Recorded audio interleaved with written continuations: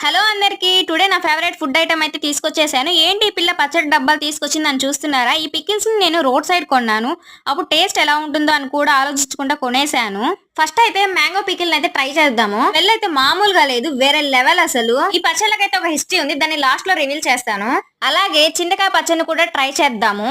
ఇదే first time నేను బయట చింతకాయ పచ్చడి తినడం. ఎప్పుడు మా రిలేటివ్స్ వాళ్ళు చేసిస్తేనే తినేదాన్ని. ముందుగా ఆవకాయ పచ్చడిని అయితే ట్రై చేద్దాము. ఈ వీడియోలో ఫస్ట్ లో అన్నాను ఈ పికిల్స్ కి ఒక హిస్టరీ ఉందని. 100 రకాల కూరలు చేసి పెట్టినా ఏం లాభం ఉండదు. అదే ఈ పచ్చళ్ళతో 3 ముద్దలు తింటే కడుపు నిండా తినొచ్చు అని అంటారు. అది ఎంతవరకు నిజమో కాదో అయితే నాకు తెలియదు. నేనైతే అనుకుంటున్నాను. ఆవకాయ పచ్చడితో సగం అన్నం అయితే తినేసాను. అలాగే తరువాత చింతకాయ పచ్చడిని కూడా ట్రై చేద్దాము. నేనైతే ఫస్ట్ టైం తింటున్నాను చింతకాయ పచ్చడిని బయట తెచ్చుకొని. టేస్ట్ అయితే ఎలా ఉంటుందో చూసేస్తున్నాను. ఈ పచ్చళ్ళు అయితే టేస్ట్ అయితే సూపర్ గా ఉన్నాయి. నా వీడియో నచ్చినట్టయితే సబ్స్క్రైబ్ చేసుకోండి. Thanks for watching our videos. Bye.